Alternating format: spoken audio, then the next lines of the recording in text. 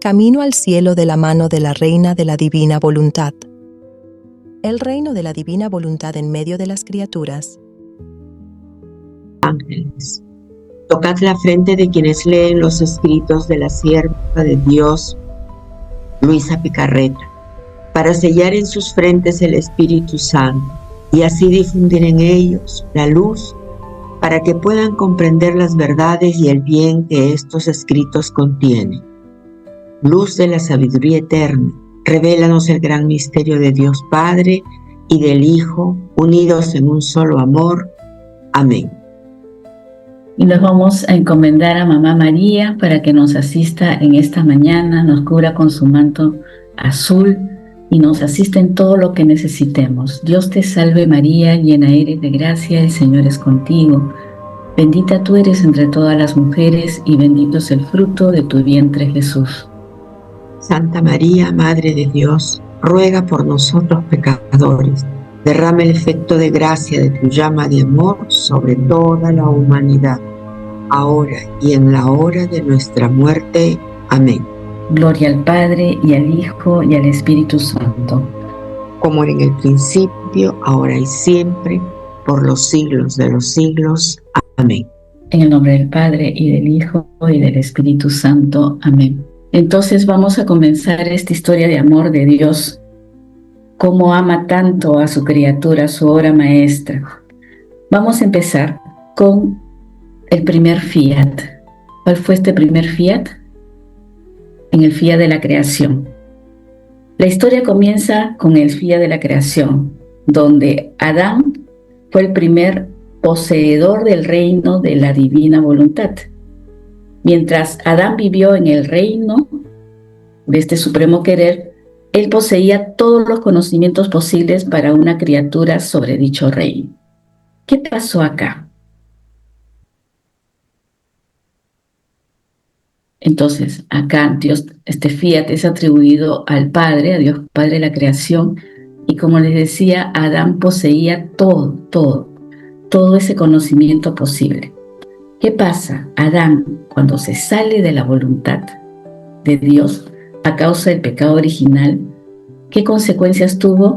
Su inteligencia se oscureció, perdió la luz de su reino. Sintió un dolor tan intenso Adán por esta pérdida que se volvió taciturno. Eso es lo que nos cuentan los escritos. Comprendiendo que solo Dios mismo era que podía reparar este gran daño que él había causado. Entonces Dios Padre, sin embargo, no deja a Adán sin esperanza. Surge entonces la promesa de un redentor que nacería de una mujer. Aquí podemos decir que es el punto de partida para llegar a esa meta que Dios siempre se trazó. ¿Cuál fue? Que el hombre siempre recupere lo que perdió. Entonces, a pesar de la caída, Adán transmitió enseñanzas muy importantes a las primeras generaciones, hasta los tiempos de Noé. Entonces, en los tiempos de Noé, las personas no necesitaban leyes externas, ni existían las idolatrías, no existía nada de eso. La humanidad, hasta estos tiempos, vivía bajo la ley natural. ¿Alguien me puede decir qué entiende por ley natural? La ley que nuestro Señor imprimió en nuestro corazón. Correcto, es esa ley que está impresa desde el primer momento en nuestra mente, en nuestro corazón, es la ley natural. Y esta generación, esta humanidad tenía un concepto muy alto de la voluntad de Dios que Adán les había transmitido. Sin embargo, cuando la humanidad se fue alejando de la voluntad de Dios, surgieron los males y las idolatrías. ¿Qué pasó? La inteligencia se oscureció y el mal empezó a desbordarse, llevando al hombre ¿a dónde? Hasta el diluvio con Noé. En este punto, entonces, estamos en la primera renovación que Dios hizo de la humanidad, que la hizo con el diluvio. ¿Cuál fue la causa?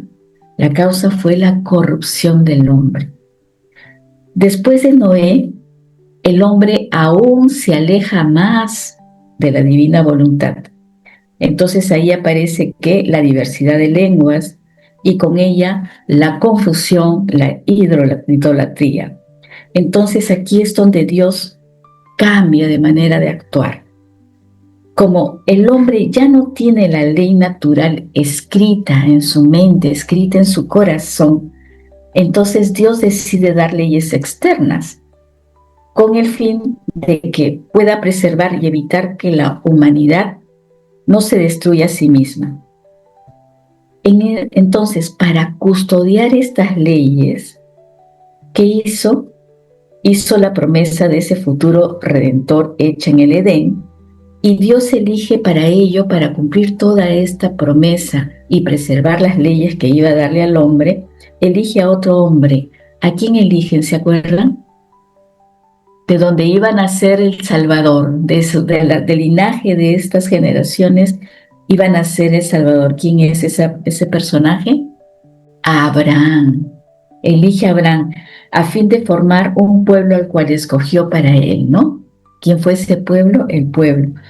Con el pueblo que vino del linaje de Abraham. ¿Cómo así? Con Abraham, Dios Padre establece un pacto. Él establece un gran pacto basado en una promesa para hacerlo una gran nación, darles una tierra y de cuya descendencia iba a nacer este Salvador. Esta promesa que hizo Abraham la reafirma más tarde con su hijo Isaac y con su nieto Jacob. De su nieto Jacob, que después llamó Israel, y de sus 12 descendientes surgen ¿qué? Las 12 tribus de Israel, las que escogió como su pueblo elegido.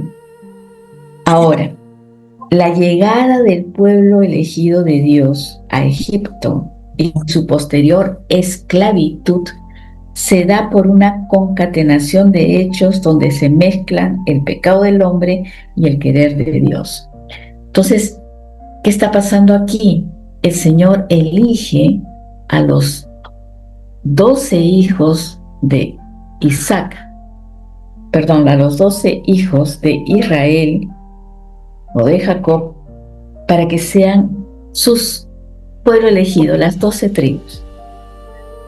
Ellos se fueron apartando igualmente de Dios, pero en el camino cometen un gran pecado por la voluntad humana. Y es que eso, y más un acontecimiento que Dios permite en la vida del pueblo elegido, es que llegan a Egipto.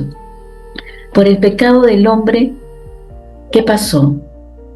¿Cuál fue el gran pecado que cometieron los hijos de Jacob? Hicieron matar a José. Por la venta de José por sus hermanos. Este acto llevó a José a Egipto como esclavo, pero Yahvé, ¿qué hizo? Lo elevó a ser el hombre de confianza del faraón.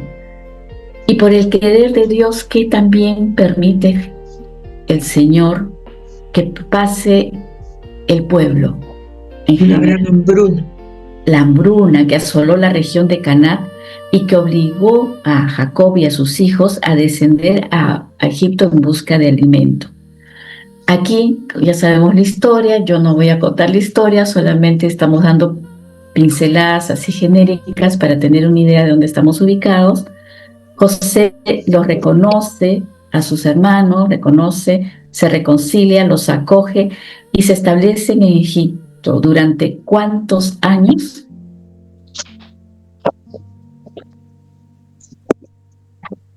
¿Cuántos años estuvo el pueblo elegido de Jesús viviendo en Egipto? Vivieron 430 años. Entonces, la venta de José a través de la traición de sus hermanos fue un acto de la voluntad humana caída. Dios entonces providencialmente lleva a la familia de Jacob a Egipto para salvarlos de esa hambruna. Más tarde, lo que empezó como un refugio en tiempos de José, a todos sus hermanos, a todo su pueblo, se convierte con el pasar de los siglos en una esclavitud bastante opresiva bajo un faraón que no conocía a Dios. Entonces, la esclavitud en Egipto es la imagen física de la esclavitud espiritual a la que había llegado el hombre por alejarse de la voluntad divina. Por eso que había establecido, ¿no? Después viene el periodo de transición. Es el pueblo peregrina por el desierto durante 40 años. Ese es el tiempo de la salida, ese es el tiempo del primer éxodo, que va saliendo el pueblo, clama al cielo, viene la liberación, el pueblo peregrina durante 40 años, que fue todo un tiempo de purificación, de formación en la ley de Dios. Aquí Dios establece un pacto con su pueblo en el monte Sinaí a través de las tablas de la ley. Eso es lo que conocemos como la antigua alianza. Y dependencia, este pueblo estaba dependiente totalmente de Dios. Entonces, este primer éxodo no solo es salir de un país para ir a otro, no, sino es salir de la idolatría que en ese momento envolvía a todo el pueblo para volver a ser ese pueblo elegido de Dios. En el Sinaí, como les digo, Dios les entrega la ley, los 10 mandamientos, la Torá, y ahí se establecen una serie de fiestas, como la Pascua, que es la que originó la salida, el éxodo de la esclavitud del pueblo de Israel de Egipto, y el Día del Perdón, el Yom Kippur, la fiesta donde, recuerdan lo que habíamos visto en las charlas anteriores, que es donde una vez al año se hacía la ofrenda del sacrificio del cordero para obtener el perdón de los pecados de todo el pueblo. Entonces esto era una fiesta, ya hemos visto, era el cordero la parte principal de esta fiesta del perdón, pero también en la Pascua el cordero era la pieza principal en la celebración anual y perpetua que hacen los judíos hasta el día de hoy. Finalmente, ¿qué pasa? El pueblo cruza el río Jordán y entra en esa tierra prometida de Canaán, una tierra que fluye leche y miel, esa tierra que Dios les había prometido desde el inicio. Esto representa la posesión de la herencia. Esto viene a ser un estado de bendición, un estado de comunión con Dios, donde recién su pueblo elegido puede vivir en libertad y prosperidad bajo la ley de Dios. Entonces esto es todo lo que sucede en el primer éxodo, o en la primera renovación, en el día de la creación y la primera renovación que se da con el diluvio. Vamos a pasar a la siguiente. Si acá hay alguna pregunta al final, vamos a compartir para poder terminar. Al segundo éxodo, ¿qué pasa en el segundo fiat? En el fiat de la redención. Si el primer éxodo sacó a Israel de la esclavitud física, el segundo éxodo, que está liderado, digamos, por Jesús, es el movimiento de la salida de la esclavitud del pecado y de la muerte eterna. Entonces, ¿qué va a pasar acá? Este periodo se inicia con la venida de Jesús con el fin de sentar las bases, el germen del reino de la divina voluntad. Recordemos que para ello se da el decreto de la encarnación, donde Jesús se encarna, se da la vida oculta de Jesús. ¿Cuántos años de vida oculta? 30 años. Muy bien. Después la vida pública hasta llegar a la pasión, muerte y resurrección. Pero antes de su vida pública, Jesús dedicó, lo que acaba de decir, 30 años de su vida oculta a una labor que a menudo pasa desapercibida, pero que es fundamental en los escritos. Entonces, ¿qué pasó? En el silencio de Nazaret, Jesús rehizo cada acto humano, cada pensamiento, cada paso, cada acto, en suma, todo el obrar de la voluntad del hombre que había roto ese vínculo que había tenido con la voluntad de Dios desde Adán, a fin de que de volver a rehacer ese nudo roto de la voluntad divina con la voluntad humana. Esto es lo que hizo Dios en esos 30 años, lo que hizo Jesús en esos 30 años de la vida oculta. Su vida fue ese puente que volvió a unir el cielo con la tierra, y así fue preparando ese terreno para que la criatura pudiera volver a acercarse a su Creador. Con su vida pública, Jesús estableció los medios de salvación que hoy conocemos. Más adelante, ¿qué pasó? Se da la fundación de la iglesia, los sacramentos, instituye todos esos canales de la gracia para preservar, para sanar esa voluntad humana que estaba herida. Con su pasión, con la cruz y la resurrección, fueron ese punto culminante de este segundo éxodo. Por su pasión y muerte, ¿qué hace? Jesús rompe esas cadenas del pecado y del infierno. El fin de este éxodo es la posesión del cielo y la vida en gracia. Entonces, según los escritos, en este fiat Jesús habló lo necesario para salvar al hombre. Sus enseñanzas sobre el reino fueron limitadas. ¿Por qué? Porque primero tenía que sanar al hombre. Esos milagros que vemos, nos los cuenta el libro de la Virgen María, Mi reino en la divina voluntad. Esos milagros que vemos era la imagen de lo que la voluntad del hombre había hecho durante todo ese tiempo. Sordos, ciegos, mudos, paralíticos. Entonces Jesús vino a rehacer, a sanar, a levantar al hombre. Es vital notar que Jesús no solo vino a redimirnos del pecado, Él vino, como dije, a sentar esas bases o el germen del reino de la divina voluntad, pero antes tenía que reconciliar a Dios a Dios Padre con el hombre. Entonces el fiat de la redención es ese camino necesario para llegar al fiat de la santificación, porque sin la redención del pecado, el hombre no podría haber aspirado siquiera a poseer la voluntad de Dios. En otras palabras, la vida interior de Jesús fue ese vínculo, que no solo quedó en esos milagros externos, sino en que su humanidad no se movió ni tenía vida, sino era animada por la voluntad del Padre. Como digo, con esto Jesús anuda de nuevo la voluntad humana con la divina y le devuelve al Padre toda esa gloria y los derechos que el hombre le había negado desde Adán. Jesús entonces es ese nuevo Adán que repara.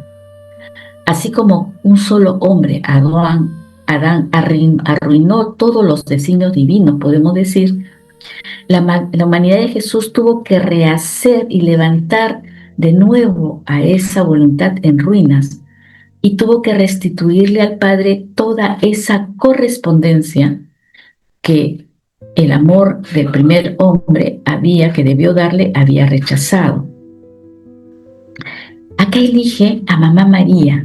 Mamá María tiene un papel fundamental en esta obra. Jesús vio que por la ingratitud humana, esta finalidad de la redención podía correr ese riesgo de quedar sin hacerse. Entonces, para ello elige a su madre como una copia fiel de su vida y concentra en ella todos los frutos de la redención. Al dejarnos Jesús ese Padre Nuestro que nosotros recitamos hasta el día de hoy, Jesús, ¿qué hizo? Dejó sembrada esa semilla de su promesa de que su voluntad se haría en la tierra como en el cielo, porque eso es un decreto divino y los decretos se cumplen. María entonces se convierte en la salvaguarda de la finalidad de la redención. Si ninguna otra criatura hubiera aprovechado la redención, María sola le daría a Dios todo lo que le dio todo lo que las demás criaturas no le habrían dado, ¿no? Gracias a que en Mamá María la voluntad divina se conservó íntegra, entonces el plan de Dios no fracasó, a pesar de la ingratitud humana. Entonces acá tenemos la promesa de la venida del Salvador. En esta segunda renovación, el hombre, ¿qué pasa con el hombre? El hombre es esclavo de su pecado. La venida de Jesús deja a la iglesia, que es la iglesia que peregrina en la vida de la gracia, que es nuestro peregrinaje hasta el día de hoy, con un cielo abierto para una posesión ¿de qué? Del cielo, con una humanidad, la de Jesús y de María, que ya vive plenamente el reino.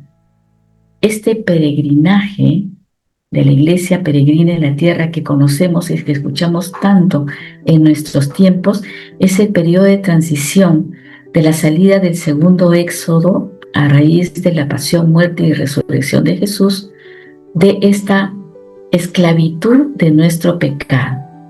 Caminamos en ese desierto de nuestra voluntad humana para llegar a tener esa posesión del cielo. Es la iglesia peregrina en la tierra. Entonces, aquí se van a dar puntos muy esenciales que ya los compartí, que vamos a tener que tener en cuenta. Aquí el papel fundamental en esta vida de la gracia juega María como madre de la iglesia. Acá nos deja Dios la ley, nos deja el evangelio, nos deja los sacramentos, todo eso que son las ayudas, los medios para poder vivir en esa gracia que Dios quiere. El Padre Nuestro, que es donde está contenida la promesa de la venida del reino, de la divina voluntad, y que todos rezamos constantemente, la iglesia la reza esta oración diariamente en cada Eucaristía. Entonces, hasta aquí está claro. Si hay alguna pregunta, como les dije, nos vamos al final. De aquí vamos a pasar al tercer éxodo, al día de la santificación, a la tercera renovación. Entonces, para quedar claro, la segunda renovación se da con la venida de Jesús y básicamente con su pasión, muerte y resurrección. Pasamos entonces al tercer éxodo, que es el día de la santificación y de la tercera renovación. Nosotros estamos situados al final de estos terceros 2000 años. Dijimos al principio que estas renovaciones se han ido dando cada 2000 años. Nosotros los que estamos aquí en esta generación, estamos entrando en estos terceros 2000 años. Mientras que el primer éxodo libera al hombre de una esclavitud física, que ya hemos visto en Egipto, y se da la primera renovación con el diluvio, en el segundo éxodo libera al hombre de la esclavitud del pecado y de la muerte eterna, siendo esta segunda renovación con la venida de Jesús. El tercer éxodo, este éxodo que vamos a meditar ahorita, tiene entonces una meta aún más alta, que viene a ser la liberación del hombre, pero de la voluntad humana. Esta renovación que vamos a ver es la renovación que se da por medio del Espíritu Santo. ¿Para qué? Para instaurar el reino de la divina voluntad en la tierra. Jesús entonces va a revelar ahora, que nos va a revelar lo que su divinidad hacía en su humanidad, cómo rehizo cada acto humano para sellarlo después con su querer. Entonces, no se trata solo de ser buenos o santos a la manera tradicional, lo que conocemos como santidad humana, sino de que la criatura regrese al orden, al puesto, a la finalidad para la cual fue creada. Es nuestra era actual, lo que hemos visto, donde se prepara el reino. El objetivo no solo es ganar el cielo después de la muerte, que fue el fruto del segundo éxodo, sino que el cielo baje a la tierra para que Dios pueda reinar y reinando pueda encontrar ¿qué? su descanso, pueda encontrar su gloria completa en nosotras y en cada criatura. El inicio de este periodo se da desde el segundo éxodo con el nacimiento de la Iglesia y la difusión de la gracia. En este periodo es un periodo de preparación, donde Jesús manifiesta principalmente en el segundo éxodo lo que hizo su humanidad para disponer después a las almas a conocer lo que hacía por dentro su divinidad. El fin de este periodo se dio con la llegada de Luisa. Ahora estamos cerca de ese término, de esa tercera renovación. Es el tiempo de esta tercera renovación, donde Dios va a manifestar dos secretos de su voluntad a través de Luisa Picarreta. Pero dice Jesús en los escritos que esta tercera renovación, después de que la tierra haya sido purgada y en gran parte destruida, la generación presente será aún más magnánimo con las criaturas y llevará a cabo la renovación con manifestar lo que hacía su divinidad en su humanidad, cómo obraba su querer con el querer humano, cómo hizo y rehizo todo, y hasta un pensamiento de cada criatura fue rehecho por él y fue sellado, como les dije, con su querer divino. Este tercer éxodo que busca que el hombre deje los modos humanos para vivir con los modos divinos. Su finalidad es que la creación se encierre y se perfeccione en el querer de Dios, instaurando en la tierra su reino. Entonces, la liberación inicial ya no es solo liberarse del pecado, como el segundo éxodo, sino liberarse de la propia cárcel que es para nosotros la voluntad humana, que es el límite, lo que nos limita como criatura. Es el paso de conocer solo la sombra o la gracia de hacer de la voluntad de Dios, sino es penetrar en esa voluntad divina para ver qué es lo que hacía esa voluntad divina. Significa abandonar entonces esos modos humanos de obrar para dar paso al obrar con modos divinos. Jesús llama a la criatura. ¿Nos llama a qué? A salirnos de nuestra pequeñez para abrazar la inmensidad del querer eterno. Entonces, en este periodo aparece ¿quién? Aparece Luisa como segundo apoyo de Jesús. Jesús explica que después de la Virgen María, que fue su primer apoyo en la redención, elige a Luisa como el segundo apoyo. Ella es una criatura concebida como todos nosotros, que va a tomar ese tercer puesto al lado de Jesús y de María, para que la voluntad de Dios sea íntegra en una criatura hija de los hombres, como cualquier criatura, como tú y yo, que nacimos al igual que cualquiera, con la mancha del pecado original. Entonces, Luisa es ese segundo eslabón de unión con la humanidad de Jesús. Su misión es ir siendo ese eco, ese repetir en la voluntad divina lo que Jesús hizo, él solo, rehacer todos los actos de las criaturas pasadas, presentes y futuras. Y eso es lo que nos toca hacer a nosotros igualmente. En este periodo, Jesús va a manifestar esos excesos que su divinidad obraba internamente. Y va con esto, a través de Luisa, va a ir preparando a una multitud de almas más adelante, como son las almas sacerdotales, sus hijos pregoneros, las almas consagrados, los laicos como tú y yo, que nos vamos a unir a este eslabón de Luisa para vivir en su querer, que es lo que estamos haciendo en estos momentos. Por eso estamos aquí, tratando de ubicarnos en el tiempo, en la historia de este amor de Dios, ¿dónde estamos? Entonces, el fin de este tercer éxodo, perdón, el fin de este tercer éxodo es que Dios reciba de las criaturas esa gloria, ese honor y ese amor que se le debe ¿desde dónde? Desde el primer fiat, desde la creación. Este tercer éxodo es la concentración de esa finalidad de darle toda la gloria a Dios Padre que le fue negada desde la creación. La criatura ya no solo hace la voluntad de Dios, sino que va a tomar posesión de esta voluntad. Acá se va a vivir lo que conocemos como el intercambio continuo de voluntades entre el Creador y la criatura. Es el triunfo final.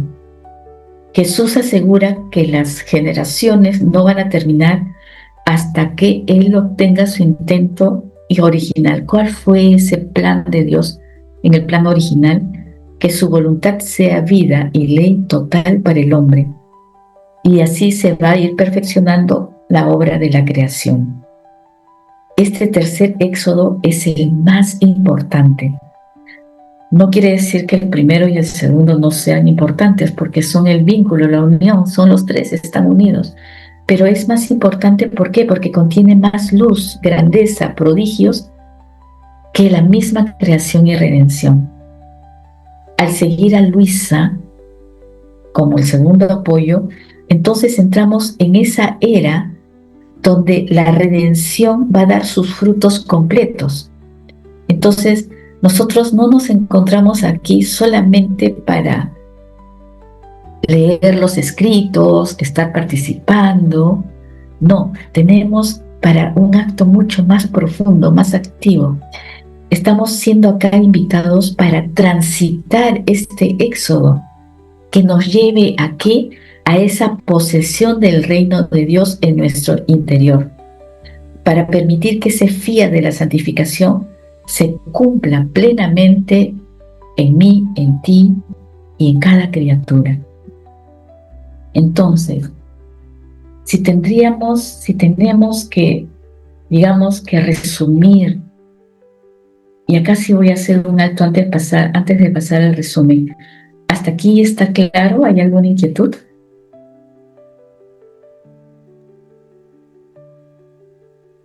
Clarísimo, gracias.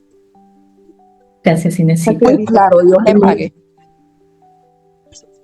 Hermanita, Sí. nos ha entrado en ese acto único, a ese recorrido tan hermoso, la verdad no lo había vivido de esa manera y para mí ha sido muy especial que ha sido la señal intermitente, pero he estado moviendo para no desconectarme, pero la verdad maravillante. De verdad que uno entra a ese acto a vivir todo lo que el Señor nos va a acabar de su merced. Gracias, Janet. Gracias por tu compartir. Entonces, hemos visto cómo este obrar de Dios ha ido pasando a lo largo de las generaciones. Pero este obrar de Dios no es obrar diferentes en diferentes etapas. No. Tenemos que tener claro que es un solo obrar de Dios. Es el acto único de Dios que en diferentes momentos Él cambia el modo de obrar, pero sigue siendo lo mismo. Sigue siendo el mismo fin de rescatar a la criatura, de rescatarnos de esa gran caída. Entonces, ahorita lo que vamos a hacer, vamos a analizar en conjunto estos tres grandes movimientos que Dios hizo para recuperar al hombre. Porque Dios no se quedó tranquilo. Dios hizo muchas cosas para recuperarnos. A ver, vamos a continuar. Los tres grandes movimientos de Dios para recuperar al hombre. Entonces, vamos a revisar estos juntos. ¿Qué pasó? Con el primer éxodo, viene a ser el primer movimiento de esa liberación histórica, del reflejo de ese esfuerzo divino por rescatar al hombre de esa degradación absoluta al que había llegado en sus años de cautiverio. Ya sabemos toda la historia del pueblo de Israel como esclavo de Egipto. Entonces, nos enseña que Dios nunca abandona su plan original. Aunque el hombre perdió el reino de la divina voluntad, Dios inició un camino pedagógico durante 2000 años, desde la ley natural que al principio estaba escrita en nuestra mente y en nuestro corazón, pero conforme va entrando en ese deterioro, en esa corrupción, va perdiendo esa ley escrita, esa ley natural, y se ve forzado a la ley escrita. ¿Para qué? Para rescatarnos. Ahí nos da las leyes, nos da las tablas, los mandamientos y todo lo demás que surge después con la iglesia, ¿no? Entonces, este primer paso fue necesario ¿para qué? Para acercar a la humanidad con la ley y prepararla para la llegada del Redentor en el siguiente éxodo o renovación. Entonces, este periodo de transición de 40 años en el desierto, a pesar de las pruebas que vive el pueblo, de la purificación que tiene que pasar, el hombre seguía dependiendo de su querer humano. Todavía no conocía el querer de Dios. Entonces el hombre transita con la ley para no caer en pecado, para no caer en la idolatría. Esta ley fue dada en el monte Sinaí, con los 10 mandamientos, y es lo que conocemos nosotros como ¿qué? Como la antigua alianza. En este primer éxodo, el nuevo destino, después de la liberación de Egipto, de su pueblo elegido, habiendo cruzado el río Jordán, fue la entrada ¿a dónde? A Canaán, a la tierra prometida, que fluye leche y miel. Entonces esto va a representar esa posesión de la herencia y va a representar ese estado de bendición que ya les dije, ese estado de comunión con Dios. Es un retorno simbólico inicial al orden y descanso que Adán perdió en el Edén, y permite al hombre ahora vivir en libertad, pero protegido totalmente de Dios bajo su ley. Esto sucede, eso fue el plan inicial en el primer éxodo.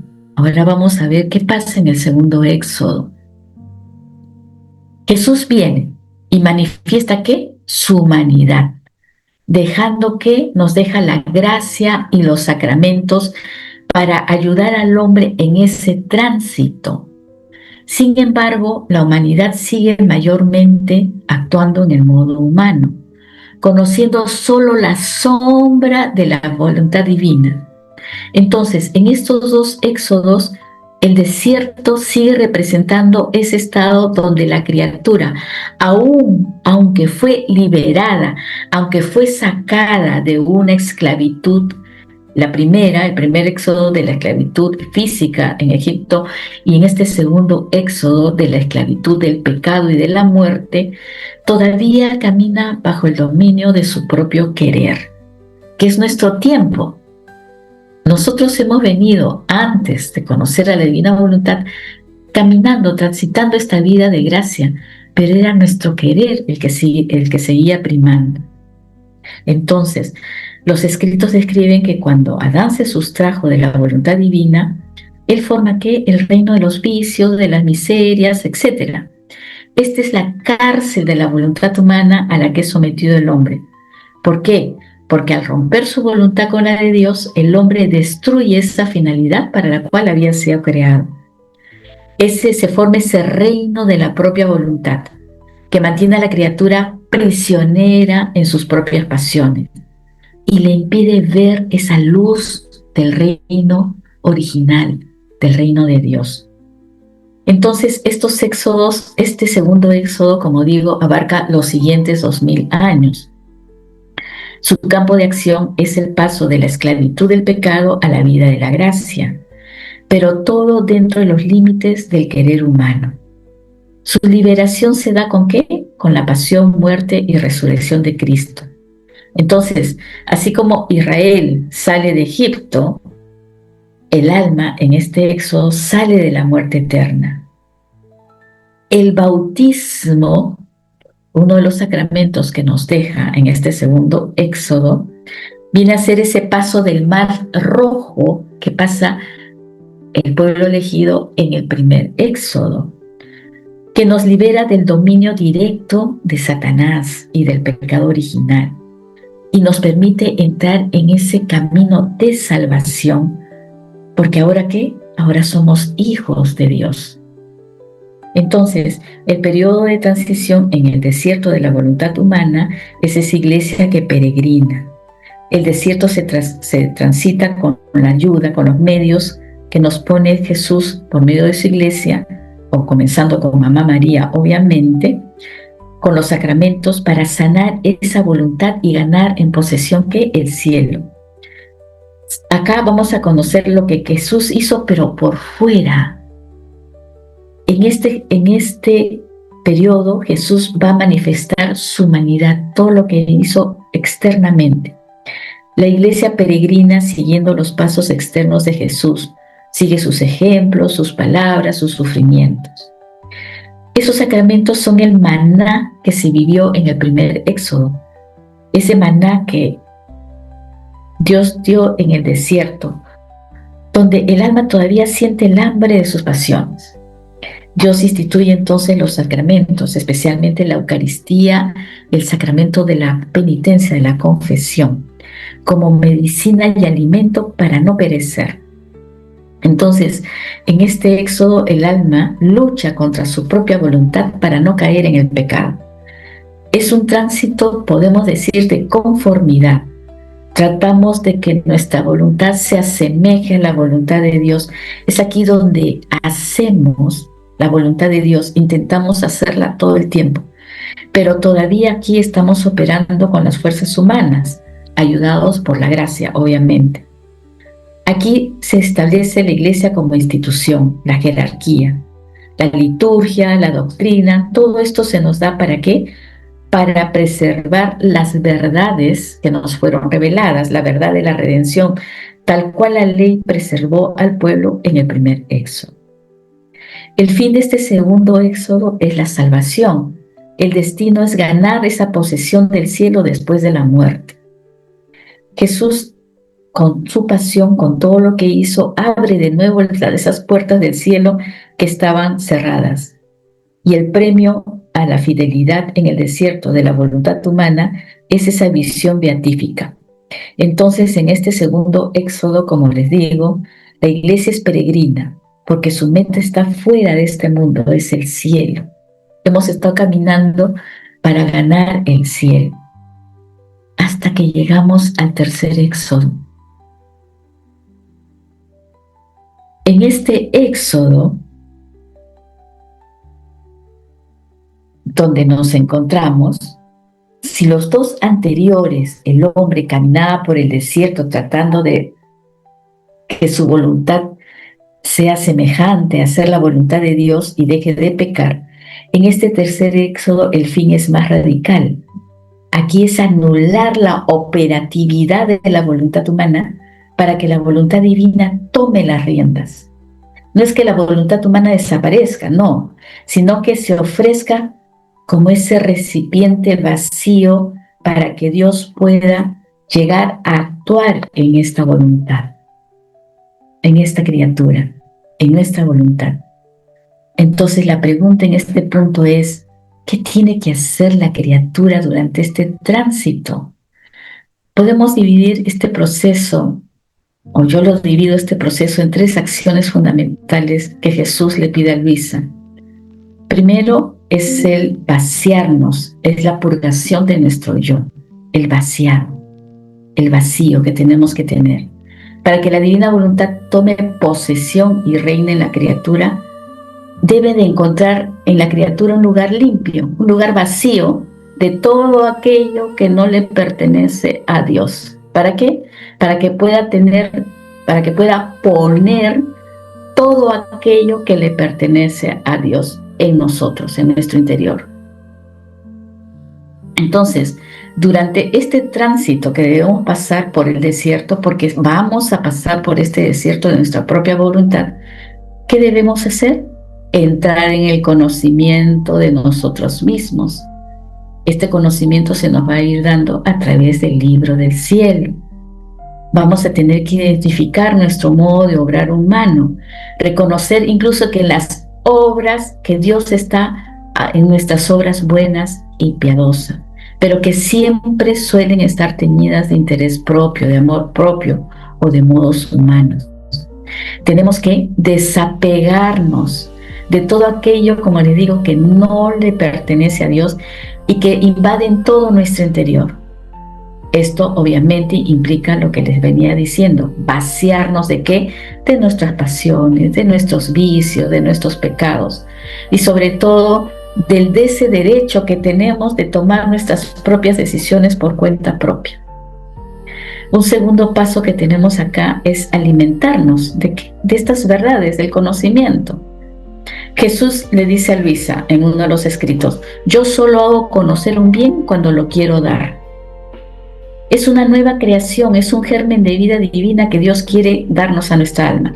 Debemos masticar y vivir estas verdades. La criatura va recibiendo esa luz necesaria para que su inteligencia se aclare y revierta esa oscuridad que sufrió Adán al inicio cuando peca.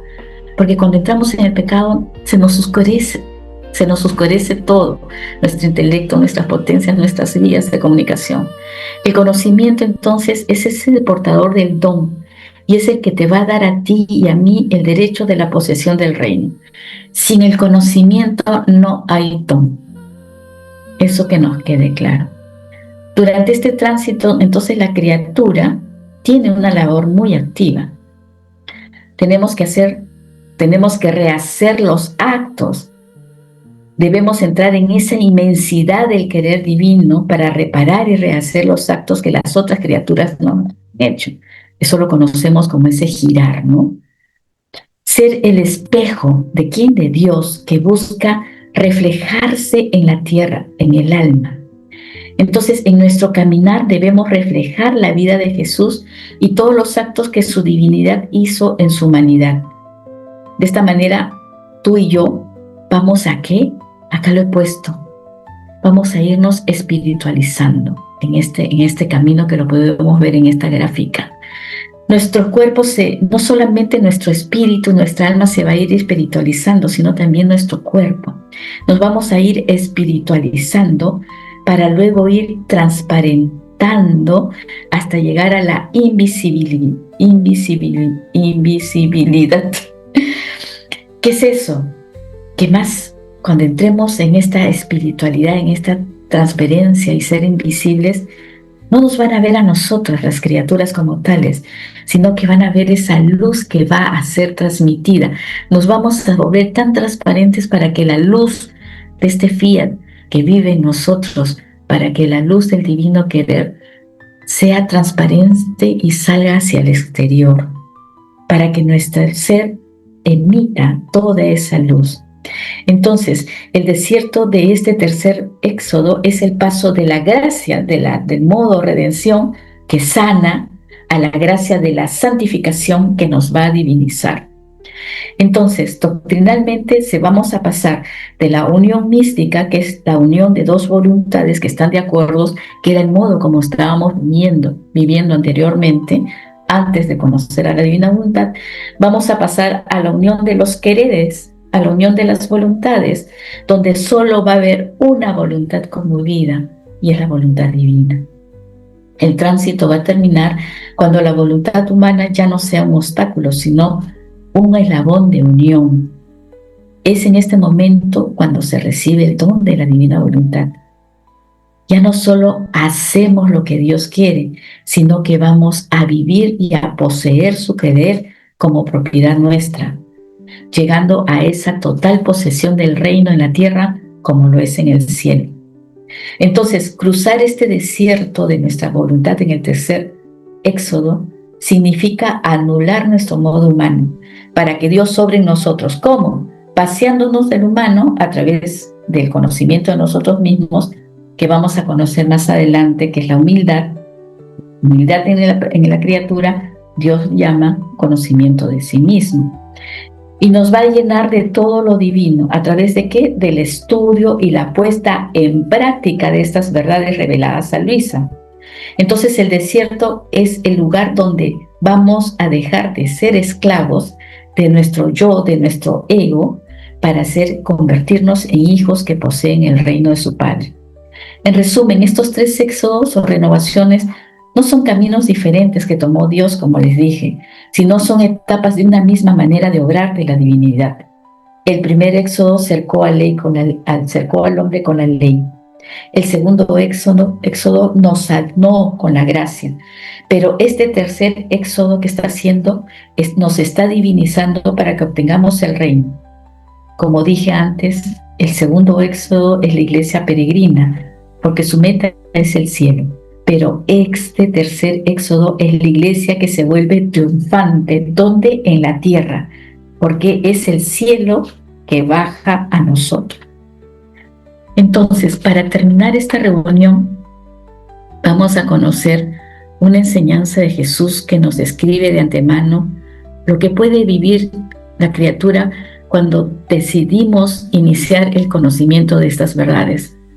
Se puede decir que este corto escrito es como la regla de oro para transitar en este tercer éxodo que nos ha tocado cuando le hemos dado nuestro fiat, nuestro libre albedrío.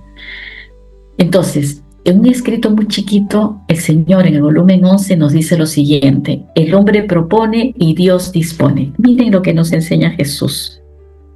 Se dice, el hombre propone y Dios dispone. En cuanto el alma se propone hacer un bien, ser santa, como nosotros que hemos dado nuestro fiat porque quiero llegar a esa santidad de santidades, dice Jesús, yo inmediatamente dispongo a su alrededor las cosas que necesitan. ¿Qué? Luz, gracias, conocimiento de mí, desapegos. Y si con esto no lo logro, entonces por vía de mortificación. Nada le hago faltar para darle la cosa que el alma se ha propuesto obtener. Pero, dice Jesús, ¿cuántas almas por la fuerza se salen de este trabajo que mi amor les ha tejido alrededor? Pocas son las que resisten y me hacen cumplir mi trabajo. Entonces, acá lo que el Señor Jesús nos está revelando que la santidad no es un esfuerzo solitario, no. Tenemos que tener claro que es una colaboración donde Dios es el director de esta obra. Que nos quede claro esto. Jesús nos explica que en cuanto el alma tiene la intención sincera de ser santos, por eso estamos aquí, por eso hacemos la oración preventiva, por eso le estamos dando nuestro fiat, que viene a ser el hombre propone, él no se queda como espectador, sino que se vuelve arquitecto en nosotros. Él dice, se vuelve arquitecto de mi alma, de tu alma. Por eso dice, Dios dispone. Inmediatamente, ¿qué hace? Para ayudarnos a salir del desierto de la voluntad humana, Dios nos da los medios específicos y necesarios. ¿Qué es? Nos da luz y gracias. ¿Para qué? Para iluminar nuestro camino. Nos da el conocimiento de Él. ¿A través de qué? De las verdades que vamos a iniciar con el libro del cielo, estudiando. Nos permite los desapegos, como veremos en el volumen 1 la siguiente vez, que es el primer paso, uno de los primeros pasos necesarios que tenemos que hacer para vaciarnos de todo aquello que no le pertenece a Dios. Jesús es tan fiel a nuestro deseo de santidad que si la luz y el conocimiento no bastan para desapegarnos, entonces ¿qué va a permitir? Las mortificaciones, esas pequeñas dificultades, esas pequeñas pruebitas del día a día, como último recurso para asegurar que alcancemos esa meta. Pero el lamento de Jesús en este escrito es que muchas almas, al sentir ese peso del desapego o de la mortificación, se salen por la fuerza de ese trabajo que su amor ha tejido. No comprendemos que la prueba es parte del diseño para vaciarnos. Entonces, con esta advertencia dada por el propio Jesús, vamos a comenzar a leer formalmente los escritos el siguiente lunes. Pero no olvidemos esta promesa. Si hoy ustedes se proponen a entrar en este modo de vivir en el tercer éxodo, que es viviendo la divina voluntad en la santidad de las santidades, Jesús ahorita ya está disponiendo todo a su alrededor para que así sea. No se inquieten si sienten que el mundo se les empieza a venir abajo, que es muy grande o es muy pequeño. Si comienzan a vivir desapegos que no planeaban y obviamente les molesta, o si tienen que cruzar 1000 cosas con ese famoso, como yo siempre digo, ese no tener tiempo para la meditación de los escritos, etc. No se inquieten, no se preocupen, no se turben.